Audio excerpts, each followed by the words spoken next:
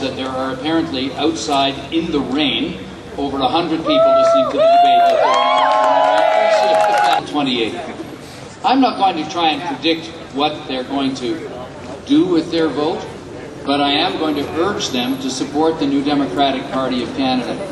And the reason is that the more NDP MPs we have in that House of Commons, then the more we're going to see the issues that we care about here in this community pursued.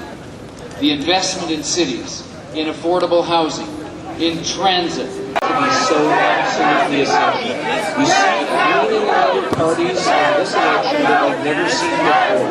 And is it just circumstance, or is it the fact that we're running in every single riding? Is it the fact that a million Canadians are concerned about this? And I just finished by saying our slogan is "Someday is now."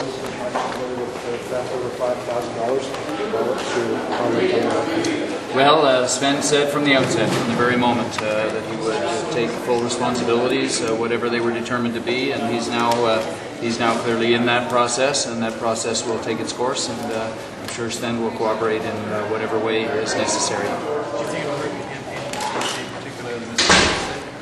I think everyone has respected from the outset that Sven said he would take whatever responsibility fell due to him, and that he would cooperate with the police completely, and all indications are from my visits to the community there that people respect that he's done that. He's said right out that he did something terribly wrong, stepped down from running, and will now go through this process. Are you afraid? I believe that's respected. Are you afraid your opponents will make political hay out of it? I can't speak for what they'll do. Alors, il a dit depuis le début qu'il a fait quelque chose de terriblement mal et les conséquences seront déterminées par les cours et pour ceux qui sont responsables pour la justice. Ils ont fait une première étape.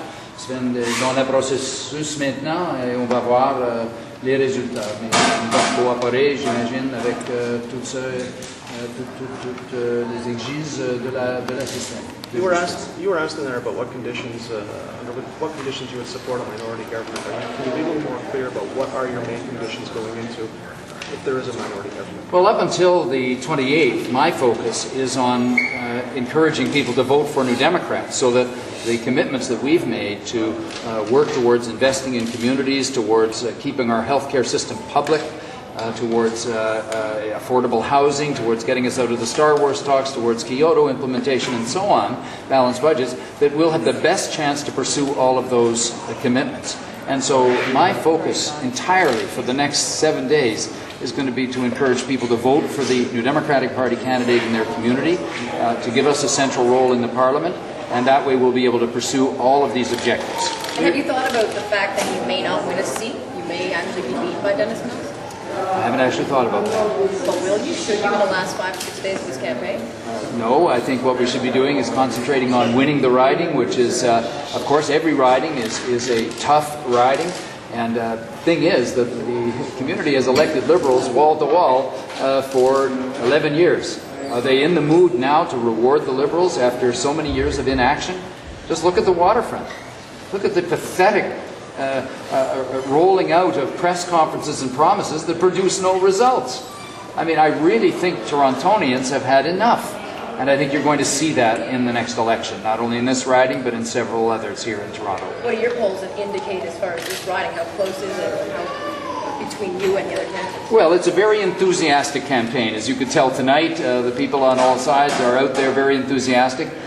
We have a record number of people knocking on doors for any campaign I've ever run in, and I feel very good about that. The results coming in from the door knocking are very strong, but maybe Mr. Mills is seeing the same thing. I don't know. I'm not in his campaign office. So we're going to assume nothing. We're going flat out from now until 8 p.m. on election night. Monsieur Layton, vous avez déclaré à un collègue de la presse canadienne que vous seriez prêt éventuellement à abandonner la taxe sur l'héritage en échange d'un rôle central ou en fait d'une certaine influence sur un gouvernement minoritaire. Qu'est-ce que vous vouliez dire exactement? Alors, nous avons dit que s'il y a un Parlement minoritaire, j'ai examiné les discours des autres chefs et je n'ai pas vu d'appui pour ce concept. Alors, ça probablement ne serait pas une des principales propositions que nous allons poursuivre dans le contexte. Et nous avons discuté, évidemment, nous avons besoin de discuter avec le caucus et les autres après le 28 juin. C'est pas une contradiction avec vos positions précédentes, parce qu'il n'y a pas un début de négociation. Non, c'est dans notre programme. Et si nous serons élus comme un gouvernement, nous aurons besoin d'argent pour équilibrer le budget et pour faire toutes les choses que nous pensons doivent être faites. Mais sinon, il y aura give and take, c'est ça. The other parties aren't talking about pulling out of Star Wars. They're not talking about rolling back corporate tax cuts. I mean, does that make those negotiable as well? Well, we're going to push very hard for those things. I mean, Mr. Martin is out there saying he doesn't believe in weapons in space, and yet he's negotiating this very topic with Mr. Bush.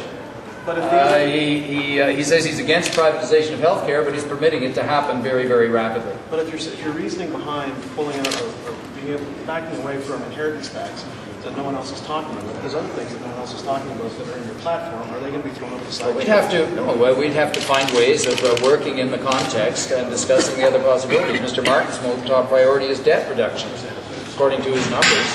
So he may have to have some give and take on that, if there's going to be a parliament that's actually going to be able to work, or any other party.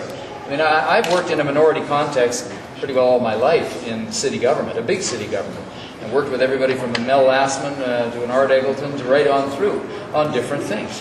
And you make things happen by working it out. Is debt reduction one of the things We've been opposed to the debt reduction strategy. We think that the debt is building up on students' shoulders. It's building up in cities. It's building up in transit systems that are falling apart. It's building up in affordable housing shortages that produce homelessness. That's where the debt is now showing up in Canada. That's why we've dropped from number 1 to number 8 on quality of life. How far down do we want to go?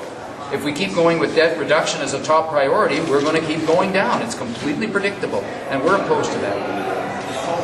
Just one thing. Last question. You've been running a national campaign, obviously. Here you are in the riding for a comparatively rare visit.